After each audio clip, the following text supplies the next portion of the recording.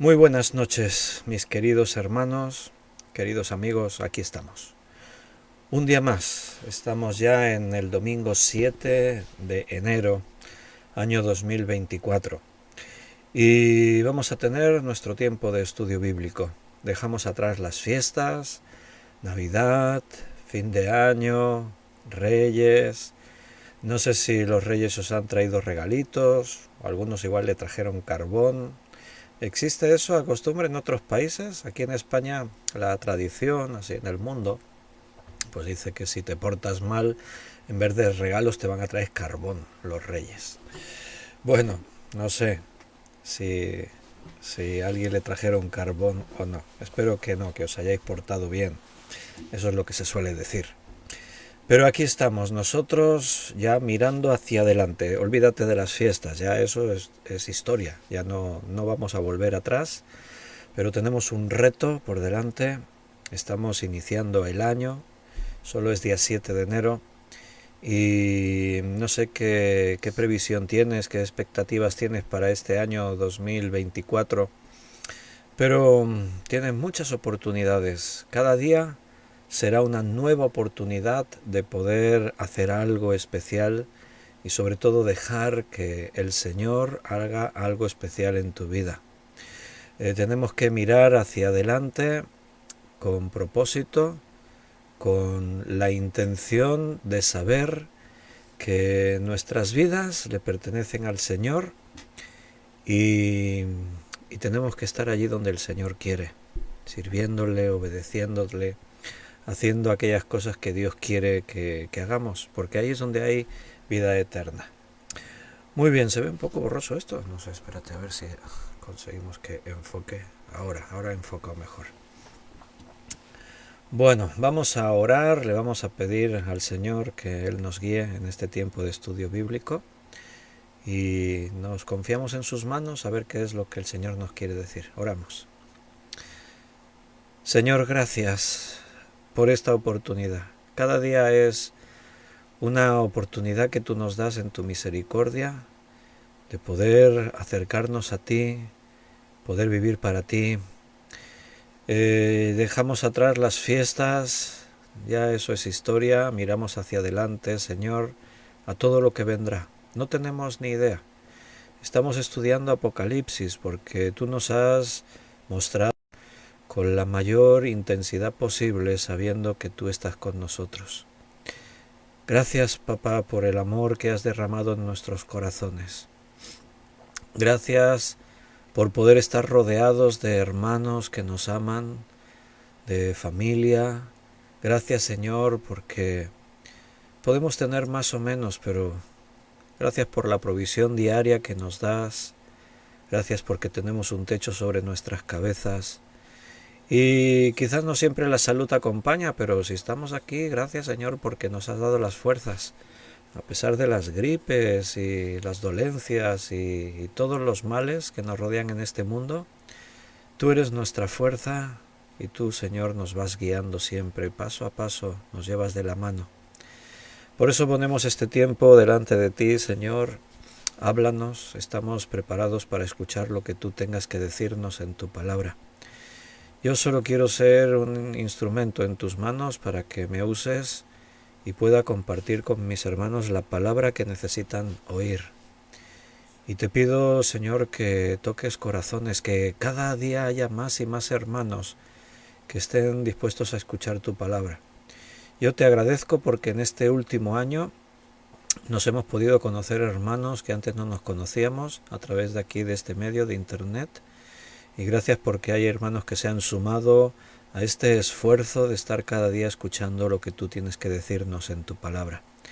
Y te pedimos que en este año que estamos todavía iniciando, que tú traigas más hermanos a esta familia, a este momento de abrir tu palabra y juntos, sintiéndonos parte de ese mismo cuerpo, estar escuchando tu voz. Muchas gracias, Señor. Ponemos este momento, este año, ponemos nuestras vidas en tus manos. Te lo pedimos en el nombre de Jesús. Amén.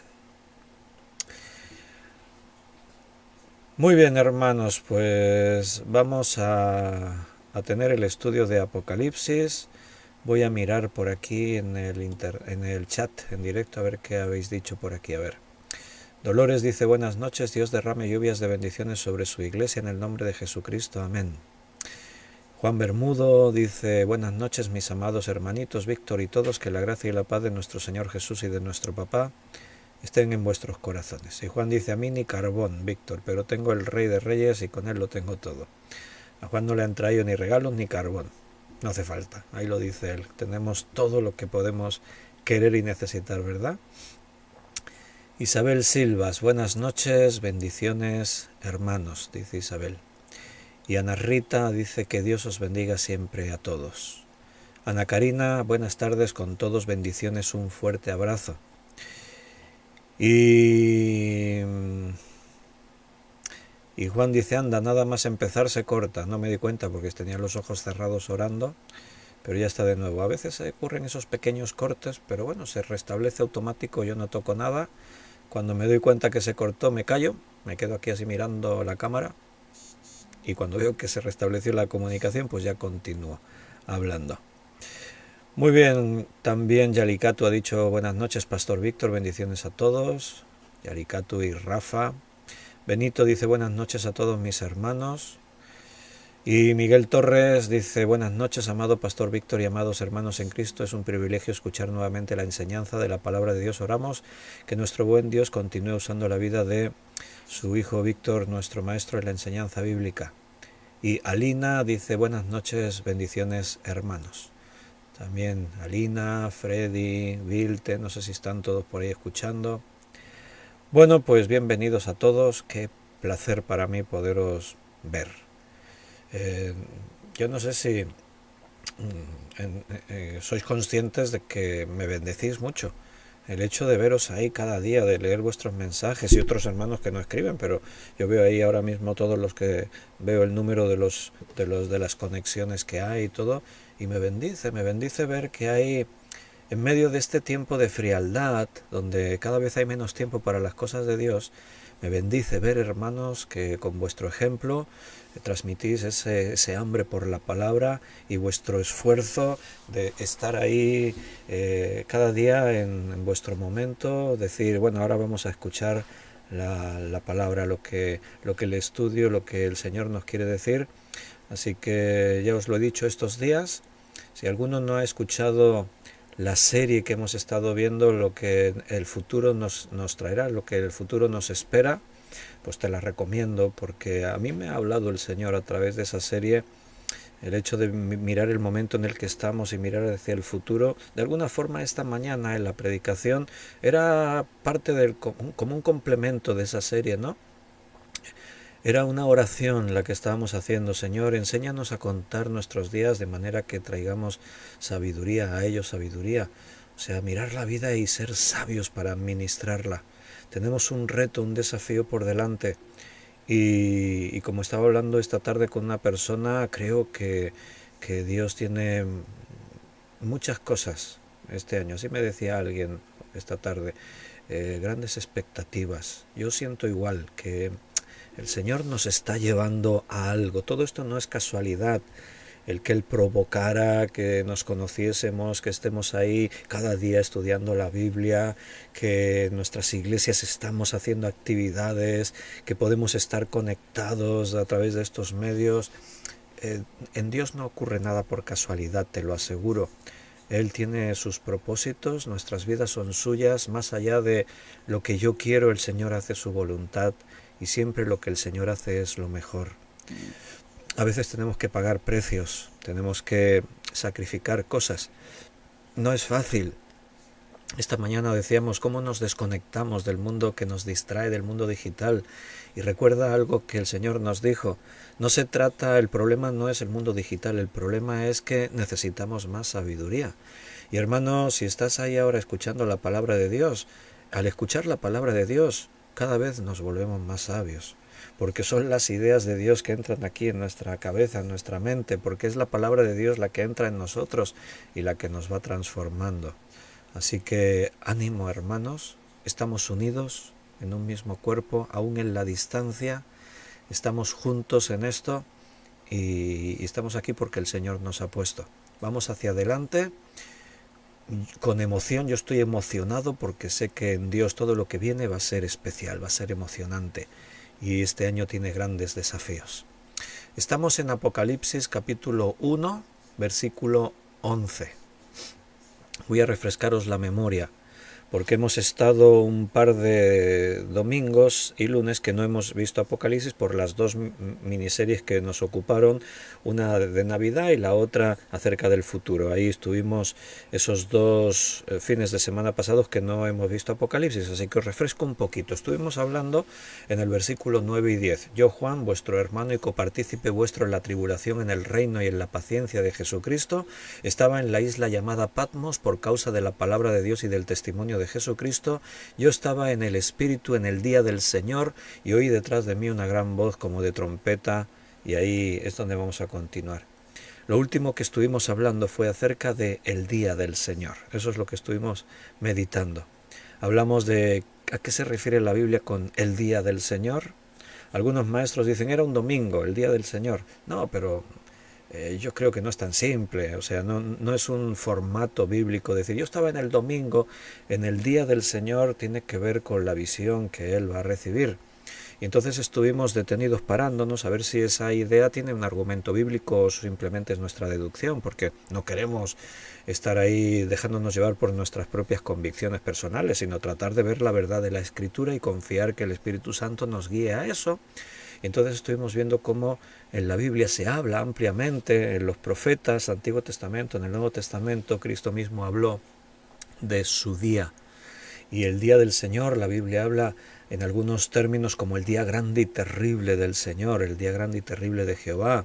Y ahí estuvimos leyendo textos y estuvimos hablando de todo esto, pero es el momento de avanzar un poco más, así que vamos a leer un poquito más. También hablamos de lo que dice en el versículo 11, la primera parte: yo soy el alfa y la omega, el primero y el último. Ahí estuvimos viendo lo que significaba el alfa y la omega, la eternidad de Cristo. Pero vamos a ver a continuación, y ahí ya sí que retomamos el estudio. Escribe en un libro lo que ves y envíalo a las 7 iglesias que están en Asia, a Éfeso, Esmirna, Pérgamo, Tiatira, Sardis, Filadelfia y Laodicea. ¿Os las sabéis de memoria? Si alguien alguna vez os pregunta, ¿me puedes decir el nombre de las 7 iglesias del Apocalipsis? ¿Se lo sabrías decir? Pues mira, es la oportunidad de aprendérselo de memoria. Éfeso, Esmirna, Pérgamo, Tiatira, Sardis, Filadelfia y Laodicea. A ver si te lo aprendes en estos días que estamos estudiando aquí. Volveremos más adelante en los estudios, porque ahora estamos viendo todavía la parte introductoria del libro. Ahora estamos en el párrafo en el que se nos va a hacer una descripción de Cristo. Ahí vamos a ver características de Cristo, un retrato de Cristo. Solo que estamos en el preámbulo de ese retrato. Cristo está hablando y está diciendo: ahí oí una gran voz como de trompeta detrás de mí que me decía, ahí está Jesucristo. Y después va a decir, y me volví para ver quién hablaba conmigo, y ahí viene la descripción. Pero estamos ahí en la introducción, y el Señor Jesús le dice, escribe en un libro lo que ves. Y esas 7 iglesias, después más adelante, capítulo 2 y 3, nos vamos a ir viendo un mensaje especial para cada una de ellas. Mira, Juan dice, me lo memorizaré. Muy bien, Juan. Me alegro de que haya ahí propósito. Vamos a ver los mensajes que aparecen ahí en el capítulo 2 y el capítulo 3. A cada una de las iglesias Cristo tiene un mensaje especial. Ahora vamos a hablar un poquito en la introducción a eso, y más adelante, cuando lleguemos al capítulo 2, 3, ahí vamos a ver los mensajes a esas iglesias. Pero fíjate lo que dice primero ahí: escribe en un libro lo que ves. Esto es una orden. A Juan se le dice que escriba lo que está viendo. De hecho, 11 veces en el libro de Apocalipsis se le ordena a Juan que escriba lo que está viendo. 11 veces. O sea que no es que Juan tuvo la iniciativa, voy a escribir esto. Recuerda, siempre en todo lo que está escrito en la Biblia, la iniciativa es del Espíritu Santo, porque Él inspiró a estos hombres santos, dice ahí Pedro en su carta, para que escribiesen todo esto. Fueron inspirados por el Espíritu Santo. Pero bueno, tú ves que la guía del Espíritu en estos casos pudo venir de una forma. Por ejemplo, Lucas, tú lees y dices, mira, este se propuso como le dice a Teófilo, oh excelentísimo Teófilo, me ha parecido, o sea, es como que él tiene esa iniciativa, guiado por el Espíritu Santo, no te olvides, no es que se le ocurrió también a Lucas un día, voy a escribir acerca de la vida de Jesús, pero vemos ese formato en el que él, guiado por el Espíritu, llega a decir, mira, esto es necesario ponerlo en orden, punto por punto, de todas las cosas que son ciertísimas, dice allí. En cambio, a Juan directamente se le dice, como algunos de los profetas, porque esto tiene un fondo profético, recuerda que él va a hablar de cosas que aún no han ocurrido. Entonces, siguiendo ese formato, Dios le dice a Juan, escribe en un libro lo que ves. Y se lo dice aquí en este libro de Apocalipsis, se lo dice 11 veces, escribe. Entonces, esto es lo contrario a que Juan está recibiendo un mensaje y se lo guarda para él. A veces Dios nos da mensajes que son para ti. Yo soy pastor y soy maestro bíblico, ¿no? Y entonces pues yo os comparto de lo que Dios me da, os lo comparto a vosotros. Esa es la intención. El Señor dice que constituyó en la Iglesia, entre otros ministerios, el de pastor y maestro. Entonces, eso dice allí que es para edificar a la Iglesia. Entonces, ahora la revelación ya no viene a través de que Dios me revela algo en una visión a mí, y entonces Él me da un sueño, No, ahora ya no funciona así. Yo lo que hago es, ya la revelación que tenemos, la revelación escrita, entonces yo oro, medito en ella, la abrimos y juntos vamos viendo lo que la palabra dice. Y nos paramos en esta frase, en esta oración, y analizamos qué quiso decir el Señor con esto, nos esforzamos en ver qué hay detrás de ello, y confiando que el Espíritu Santo nos está guiando, yo hablo y confío en eso. Pero después, yo mientras puedo estar preparando este estudio, a lo mejor el Señor me habla a mí, me da un mensaje para mí, y es algo que yo me lo guardo en mi corazón. O sea, hay cosas que Dios me da para que las comparta con vosotros, y hay cosas que Dios me las da para mí. A Juan le dice, esto que estás viendo no es solo para ti, esto es para que lo compartas, escríbelo en un libro. Entonces, cuando Dios nos habla de esa manera, Él nos da un mensaje que no es solamente para ti. Dios te puede hablar para ti de una forma particular, y Dios lo hace, pero hay un mensaje que es para todos, y Apocalipsis era para la iglesia, para todos. Por eso dice, escribe a las 7 iglesias que están en Asia.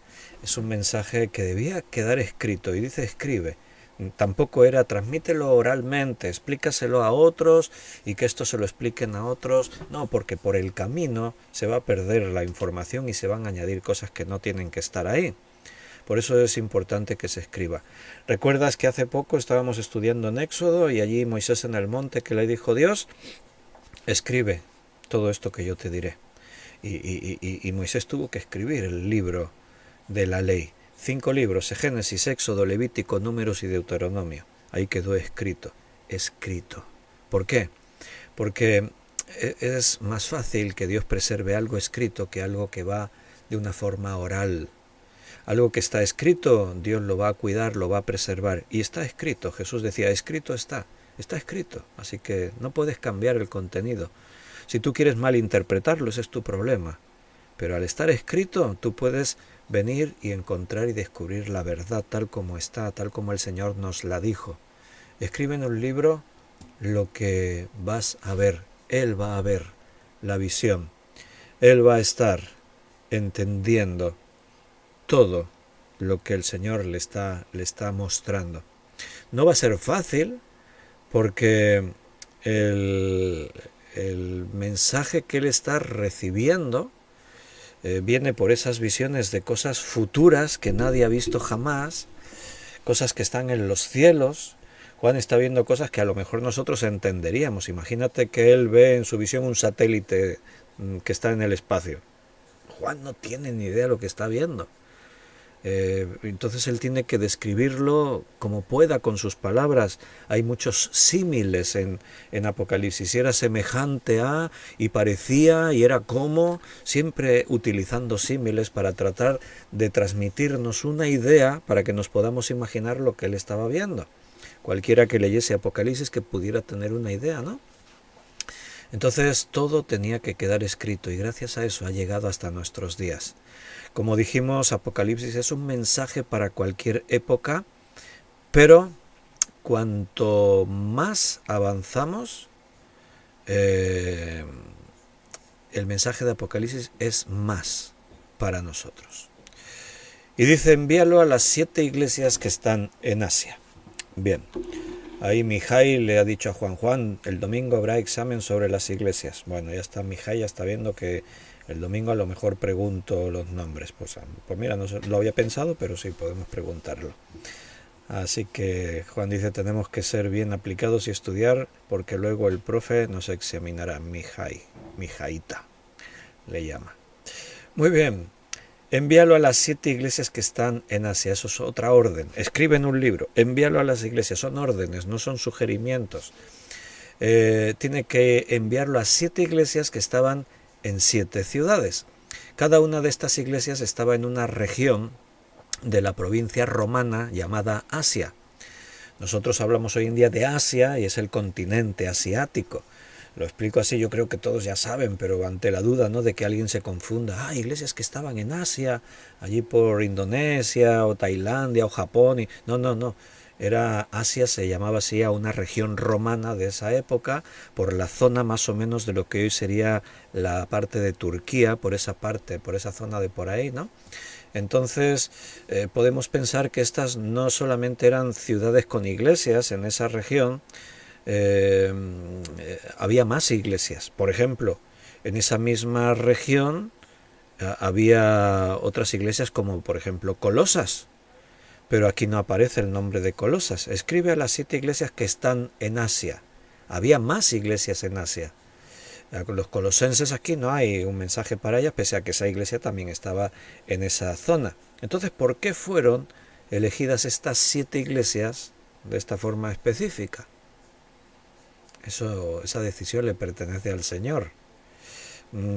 No hay una explicación de por este motivo o por el otro, pero bueno, podemos formularnos alguna idea de por qué estas 7 iglesias y no otras.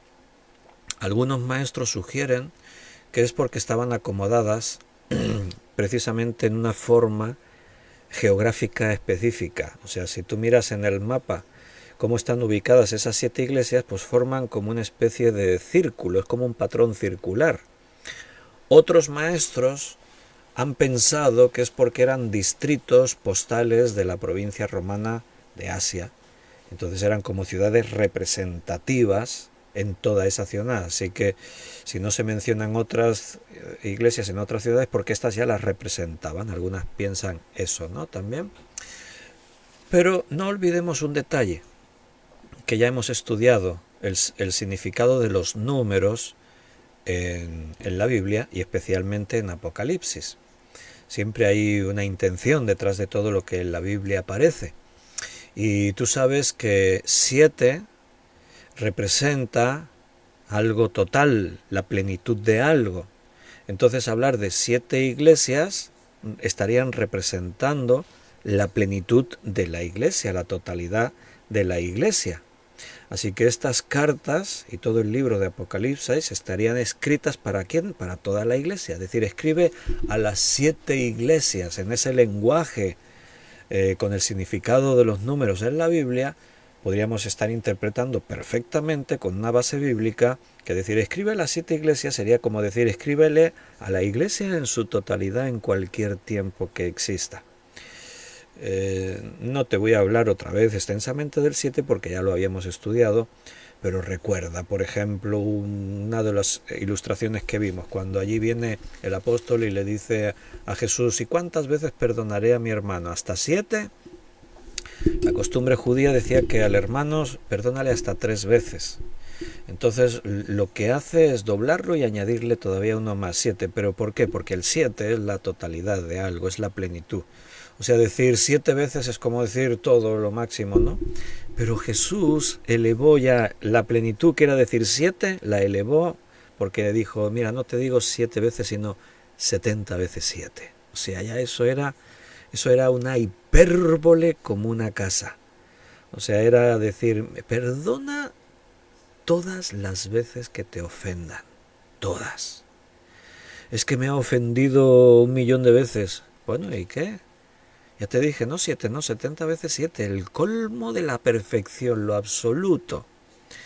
Hay por ahí algunos que dicen, yo soy cristiano, llamo a Dios, llamo a mis hermanos, y le hacen así una ofensa, le fallas en algo, a veces ni siquiera con intención, y ya te lo guardan ahí durante media vida. Y tú dices, no, pero no puede ser. O sea, ¿cómo alguien que se llama cristiano y que se supone que andas en el amor de Dios, cómo puedes estar ahí teniendo en cuenta cosas a los demás?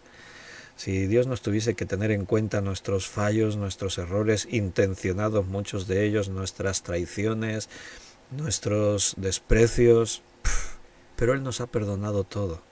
70 veces 7 perdona. Entonces el 7 representa eso.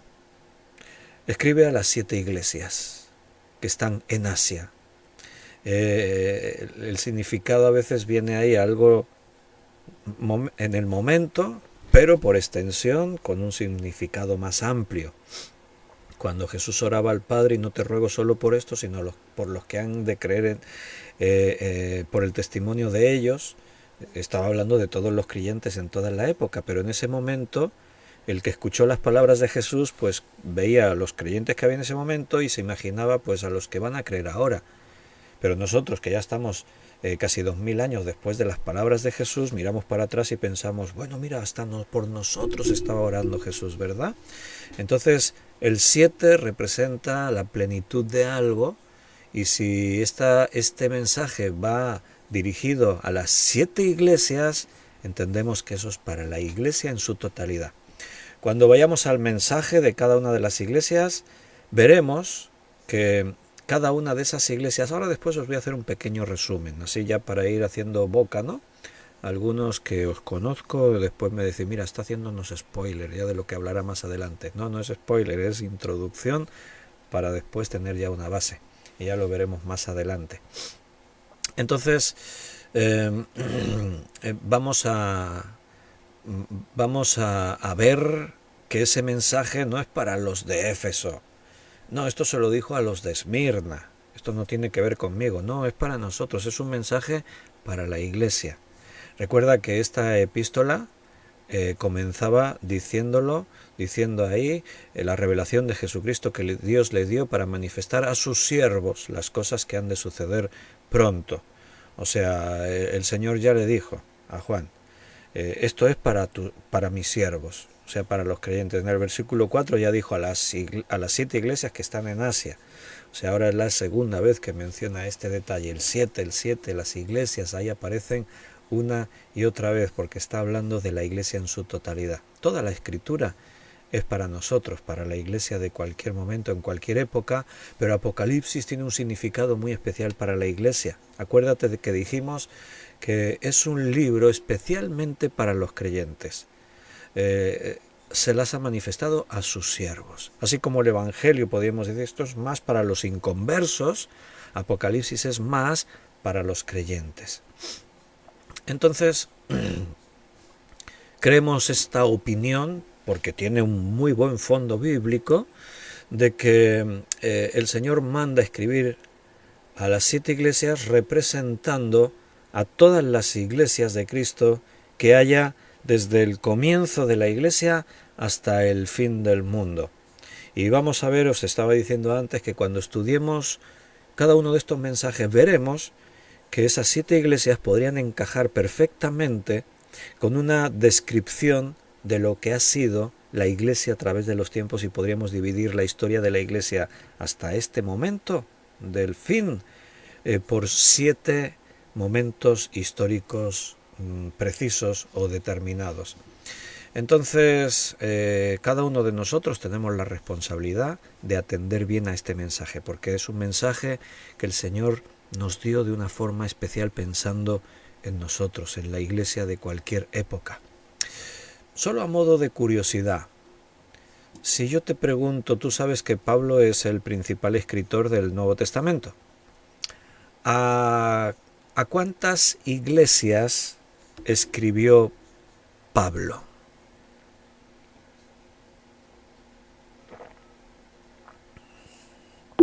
Y ahora es cuando Juan y otros escriben a 7. ¿Por qué? Porque estamos diciendo a 7 iglesias y tal, y de pronto yo os pregunto, ¿a cuántas iglesias le escribió Pablo? ¿Cuántas cartas escribió Pablo? Ahí ahora entonces uno se la piensa, dice 7, no, fueron más de 7. Sí, alguno se atreve y dice 13, yo creo que fueron 13, no sé, ¿tú qué crees? Y de pronto empiezas ahí a pensar y dices, no, pero hay iglesias, porque primera carta a Timoteo no era una iglesia, era una persona, Timoteo. Segunda carta igual. Carta a Filemón, eso es a una persona también. Entonces, a las iglesias, ¿a cuántas iglesias les escribió una carta? Vamos a contarlas juntos, mira los dedos de mi mano.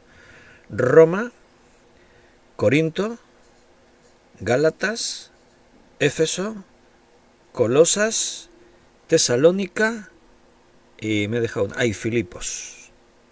7 iglesias. Algunas iglesias le envió carta doble, pero hablamos de las iglesias a las que les escribió. Él escribió a 7 iglesias. Os lo digo solo como un detalle interesante, porque a veces pues estos detalles, como te digo siempre, no están en la Biblia por casualidad, están ahí porque el Señor es perfecto y lo que Él hace es perfecto. Entonces todo en la Biblia está ahí porque tiene que estar explicado de esa manera. Entonces os voy a hacer un resumen pequeño de cada una de esas iglesias, hablándoos un poquito de la ciudad en la que estaban y todo eso, porque pienso que es interesante. Entonces va dirigido a 7 iglesias que están en Asia Menor. Como os he dicho antes, sería más o menos la zona de lo que actualmente es Turquía. Y cada una de esas cartas que es enviada de Jesús a la iglesia, Juan lo único que hace es transmitir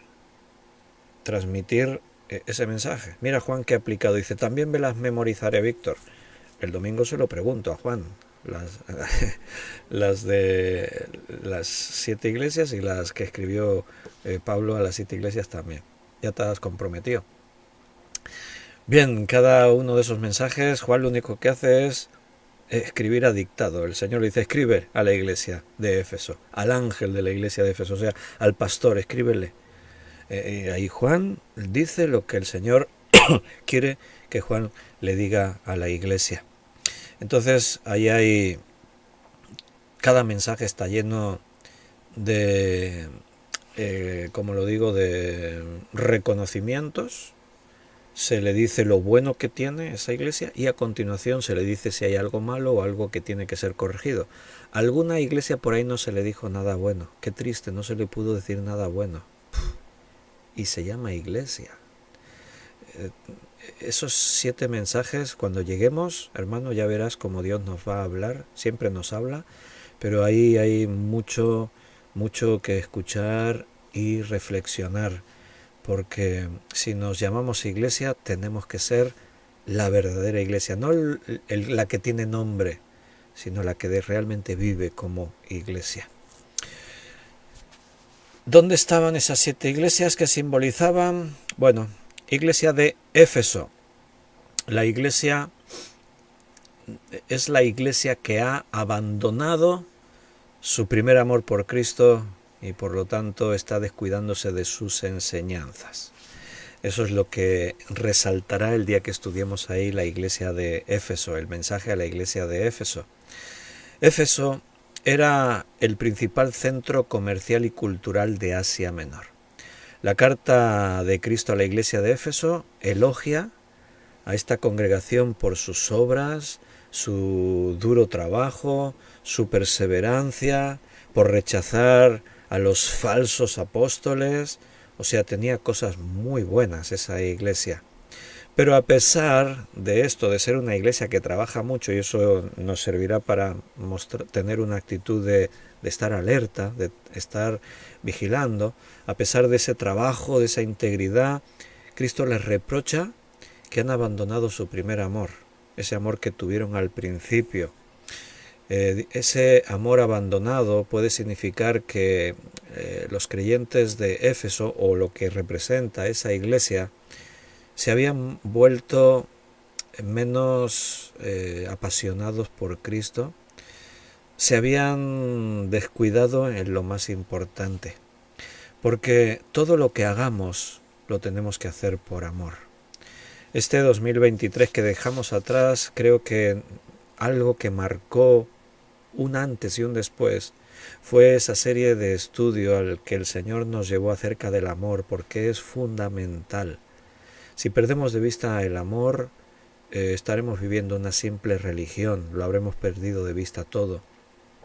Si tenemos la oportunidad de amar al hermano, de compartir ese momento con él y simplemente lo menospreciamos con nuestras buenas excusas, Dios dice que estamos fallando, porque si decimos que le amamos a Él y no estamos haciendo eso con mi hermano, no le amamos a Él.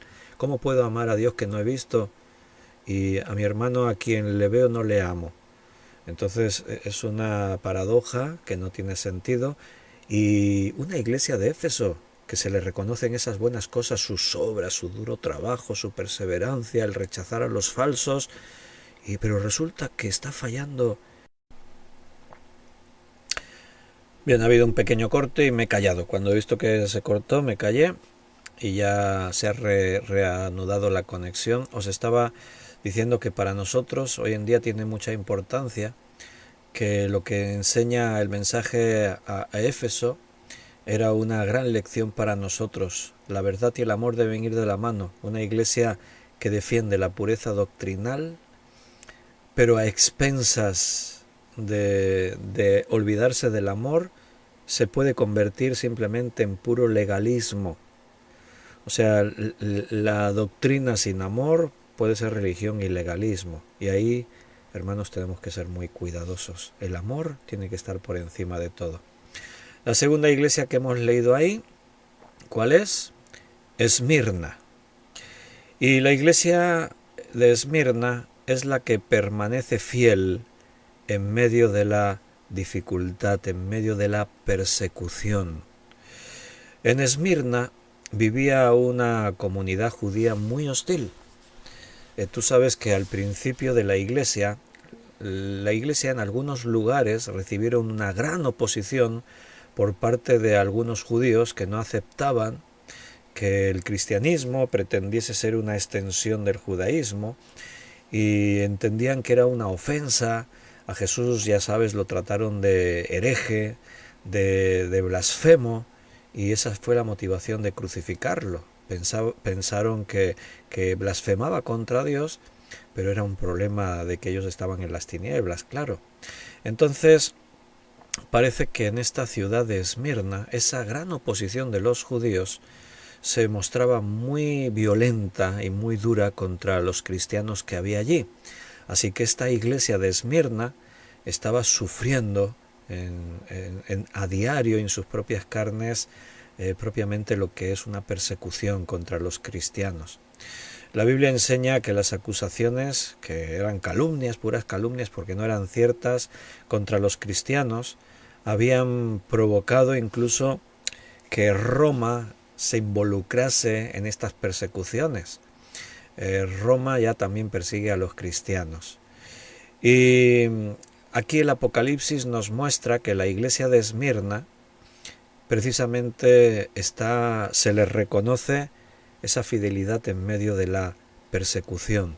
Se habla de su pobreza material. Una iglesia perseguida suele ser una iglesia pobre porque tienen que vivir escondiéndose, se les quita lo que tiene, a sus miembros ni se les permite trabajar, es todo una serie de acontecimientos que los arrastra a la misma pobreza. Y se reconoce esa persecución injusta. No es justo que sean perseguidos porque ellos viven en la verdad, no hacen nada malo. Pero no te olvides que a Cristo le hicieron igual.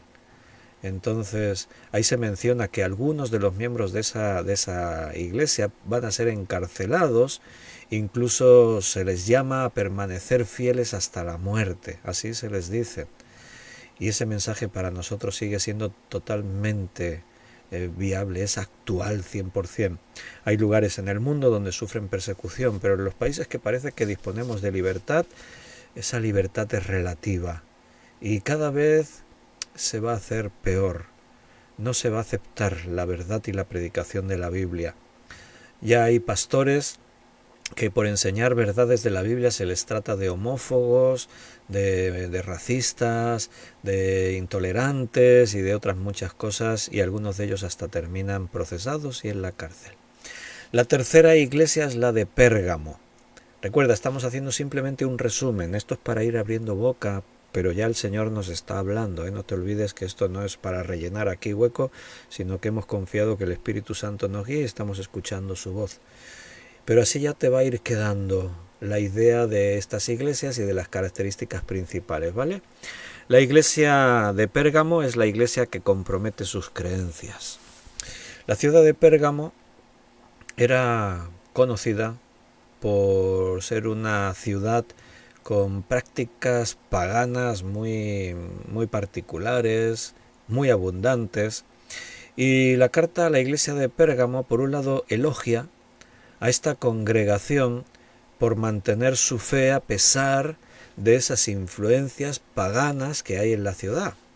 Pero a continuación la carta aborda el pecado de la iglesia, el pecado que hay en la iglesia, denunciando a algunos de sus miembros por seguir falsas enseñanzas que simplemente se basaban en un compromiso religioso y moral. Entonces el Señor le pide a esta iglesia que se arrepienta, que se arriesgue al juicio que va a venir. Se menciona ahí que la espada ya está en su boca, se está advirtiendo, cuidado que viene juicio sobre ti. Y los que se arrepientan van a recibir el maná del cielo, el maná escondido, dice ahí exactamente la palabra que usa es el maná escondido, que dice que es el pan que desciende del cielo. Pero también se les promete otra cosa, dice, y una piedrecita blanca que va a contener un nombre. Todo eso lo vamos a ir desgranando y desarrollando más ampliamente en unas semanas cuando lleguemos a esos mensajes. Pero recuerda, también para nosotros esto tiene importancia porque siempre, constantemente, estamos rodeados de ese paganismo, de esas influencias negativas que hay en el mundo y que se nos meten en la iglesia, en nuestra forma de practicar la fe. Así que esta iglesia también nos va a enseñar grandes cosas. La cuarta iglesia es la iglesia de Tiatira. Y la iglesia de Tiatira es la iglesia que ahora sí se ha dejado llevar por los falsos maestros y los falsos profetas. Tiatira era una ciudad rica, comercialmente hablando. La carta de Jesús a la iglesia de Tiatira la elogia, por un lado, por crecer en la fe y en el servicio. Pero se habla de la caída de la iglesia en una devoción a un falso profeta que llevó a algunos miembros de esa iglesia a cometer lo que dice ahí, idolatría e inmoralidad. Y aunque el falso profeta seguía sin arrepentirse, Jesús afirma que la iglesia, la congregación, aún puede arrepentirse, apartándose de esos caminos del profeta, de esos caminos de paganismo y pecado y maldad. Entonces el Señor nos recuerda en esta revelación que pagará a cada uno de ellos y por lo tanto de nosotros según nuestras obras. Según hayan sido tus obras, así vas a recibir. El Señor te va a pagar según tus obras. El pago por el pecado que dice la Biblia, que es la muerte. Así que si tú siembras en tu carne, vas a cosechar de tu carne muerte. Si siembras en el Espíritu, eso lo decía Pablo, vas a cosechar vida en el Espíritu. Ahí se les dice, los que perseveren hasta el fin van a recibir una parte de la autoridad de Cristo sobre todas las naciones, van a tener un triunfo sobre la muerte y nosotros nos podemos aplicar perfectamente ese mensaje a la iglesia de este siglo XXI. La quinta iglesia es la iglesia de Sardis, que es una iglesia que está espiritualmente muerta. Y podríamos decir que de los 7 mensajes esta es la peor. ¿Notas cómo ha ido empeorando? Éfeso, algún defecto. La iglesia de Esmirna, bueno, está siendo perseguida, es un tiempo complicado. pero Pérgamo y Tiatira es como que vamos ya ahí declinando para abajo, y llegamos a Sardis y esto ya es un desastre. Una iglesia que tiene nombre de iglesia pero está muerta, por lo tanto es religión pura, no es iglesia auténtica, verdadera. Sardis era una ciudad que, que había soportado 2 ataques sorpresa, a pesar de sus fortificaciones. Recuerda, esto es en tiempo del Imperio Romano. Y a esta iglesia Jesús les reprocha por tener una apariencia exterior. El que la ve dice, una iglesia, pero resulta que en realidad está muerta espiritualmente. Esto es algo que en el Nuevo Testamento se habla mucho. No hace demasiado estábamos viendo ahí, no sé si fue el último estudio hablando de lo que nos espera en el futuro. Estábamos viendo en Timoteo que vendrían tiempos peligrosos. Y el carácter de los hombres de esos tiempos, ahí hablaba, entre otras cosas, y decía que teniendo apariencia de piedad, negarán la eficacia de ella. Apariencia. ¿Cuántas veces en la iglesia pasa esto? Parece una buena iglesia, parece una iglesia que crece, una iglesia poderosa, pero cuidado que no solo sea que parezca. La apariencia, el engaño está ahí. Y la iglesia de Sardis tenía esto. Parecía que estaba viva, pero en realidad estaba muerta. Eso está ahí en el capítulo 3, versículo 1. Esto de alguna forma se podría conectar con esos ataques sorpresa que la ciudad había recibido. Y Jesús está advirtiendo a la congregación y le está diciendo que tiene que despertarse y tiene que arrepentirse, porque si no vendrá él como un ladrón a impartir juicio. Esa ciudad había recibido varios ataques sorpresa. Es como que Jesús le dice, mira, como os ha pasado, no lo dice así, pero podría haber sido, si no os arrepentís, el Señor vendrá como ladrón en la noche por sorpresa y os va a traer juicio. Así que aquellos que de la iglesia de Sardis se arrepientan y presten atención, serán vestidos de blanco, y tú sabes que el blanco en este sentido es símbolo de pureza y victoria, y serán reconocidos en el libro de la vida. Detrás de estos resúmenes hay muchísimo más que vamos a estar viendo en los estudios que hagan falta cuando lleguemos al momento. Me faltan 2 iglesias, la iglesia de Filadelfia.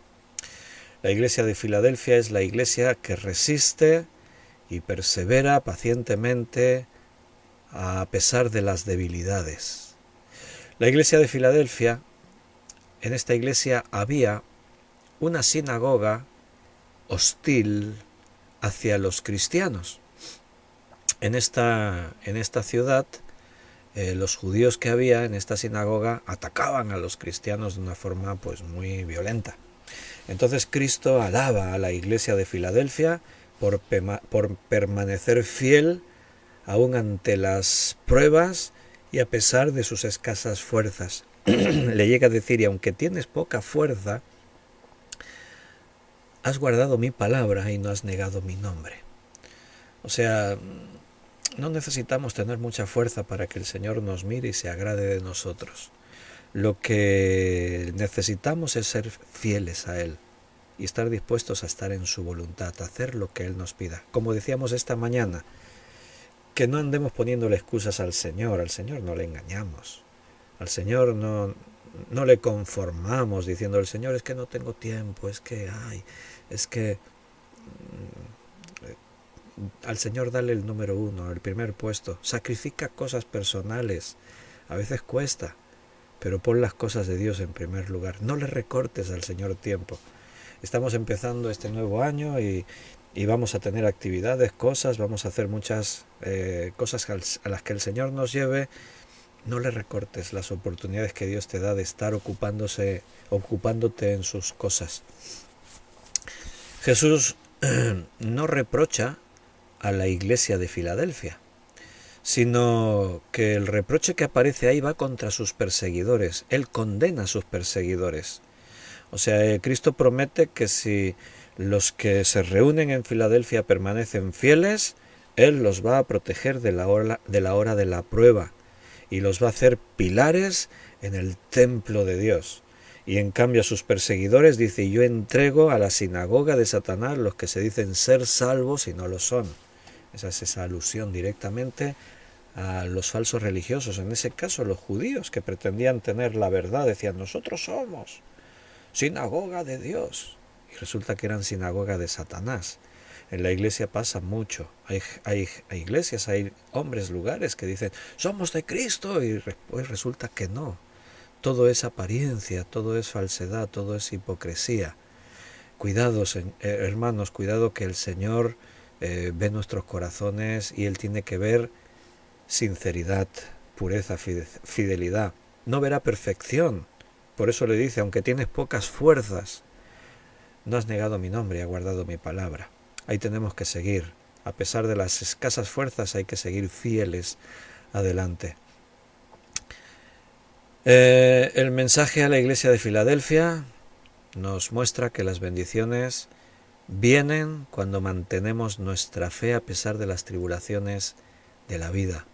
Los que perseveran, a pesar de la oposición y de los problemas, se van a convertir en pilares fuertes en la obra de Dios, en el reino de Dios. Y la última iglesia de esas 7 es la iglesia de la Odisea, que es una iglesia tibia. La Odisea era un próspero centro industrial, era una ciudad comercialmente hablando muy importante, y precisamente algunas de las ilustraciones que aparecen ahí tienen que ver con algunas de las cosas que se producían en esa ciudad, como algunos tipos de lana, como algún medicamento para los ojos como el colirio. O sea, ahí se aprovecha del conocimiento que tenían los laodicenses para darles enseñanzas espirituales. La carta de Jesús a la iglesia de la Odisea no pierde tiempo en tratar de hablar de detalles, sino que va directamente a donde está el problema. ¿Cuál era el problema? La tibieza. Y se utiliza una expresión única en la Biblia. En ningún otro lugar el Señor habla de esta manera. Y por cuanto eres tibia y no fría ni caliente, te vomitaré de mi boca. Es una expresión realmente repulsiva.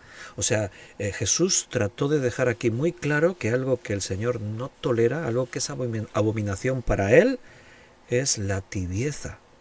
Y tú piensas y dices, ¿y tan grave es la tibieza? ¿O qué significa eso de la tibieza? Mira, Cristo regaña a esta iglesia porque ellos están viviendo en una mentira. Piensan que están donde tienen que estar porque son una iglesia que ha prosperado económicamente, viven en una especie de borrachera espiritual, somos ricos, nos hemos enriquecido y no tenemos ni necesidad de nada. Están ahí realmente en un momento que dicen somos los mejores, es una iglesia gloriosa, utilizan expresiones como mira cómo el Señor nos ha bendecido, somos en las manos de Dios, estamos viviendo momentos de gloria, qué gran avivamiento, el avivamiento. Y están hablando todo esto, pero resulta que el Señor dice, pero no sois ricos, sois pobres, estáis equivocados.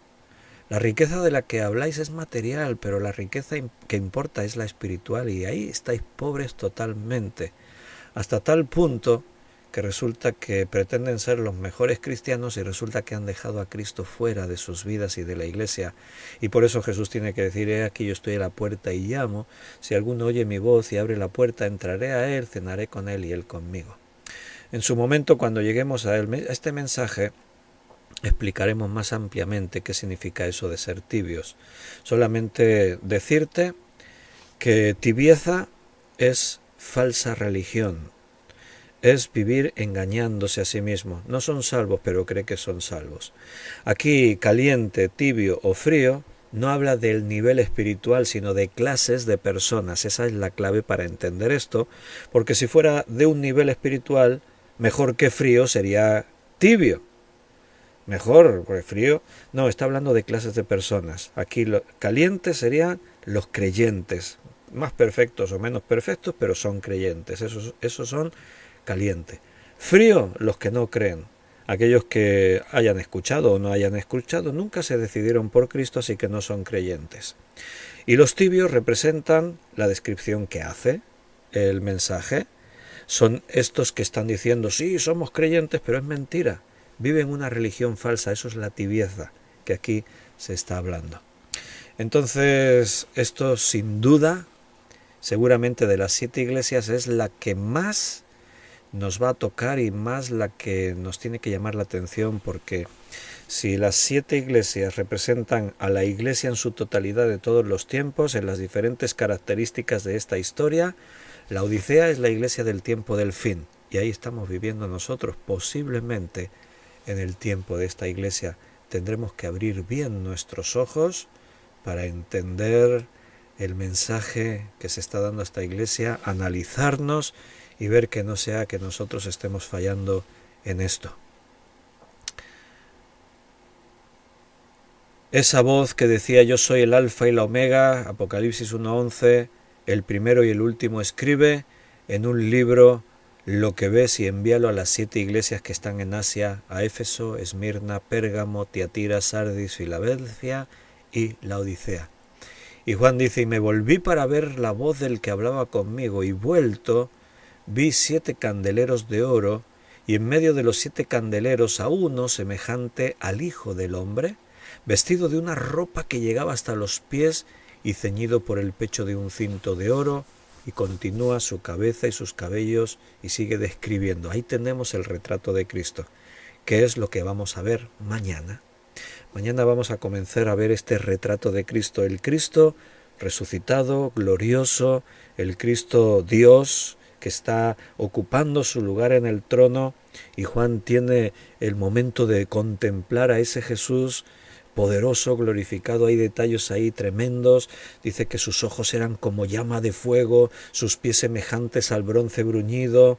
Dice que su voz era como el estruendo de muchas aguas, su rostro era como el sol. En fin, vamos a ir analizando todo eso. Y esta parte de Apocalipsis es muy importante, porque siempre que aparezca Cristo en el libro de Apocalipsis se va a mencionar alguna de las características que aquí se dan en este capítulo 1, porque va a haber momentos en los que aparecen personajes por ahí en el libro y nos quedamos con dudas de quién está hablando. Un jinete, un personaje, un ángel fuerte, un no sé qué, y aparecen por ahí personajes y nos podríamos preguntar, ¿estará hablando de Jesús? Hay interpretaciones que unos dicen, sí, aquí está hablando de Jesús, y otros maestros dicen, no, aquí está hablando de Satanás. ¿Cómo? O sea, dices, no puede ser. O sea, hay mucha diferencia. ¿Cómo se puede confundir si está hablando de Cristo o de Satanás? Por eso, la importancia de que tengamos en cuenta esta descripción, porque Juan ve a Cristo en el trono y dice, mira, es así, así, así, así. Entonces, cuando aparece un personaje por ahí más adelante y se dice de él y su rostro era como el sol, dice, esto coincide con lo que Juan dijo acerca de Cristo. Juan nos está identificando este personaje como aquel que vio al principio del libro. Este es Jesús. Nos tenemos que ceñir a eso, a lo que el libro nos explica, para no caer en errores de interpretación. Pero nos despedimos, hermanos. Hemos llegado al final de la primera semana de este mes de enero. Enero se nos va a ir de las manos sin que nos demos cuenta. Así que aplícate, esfuérzate. Me he alegrado muchísimo de poder compartir con vosotros. Hoy ha sido especial, un día para compartir especial.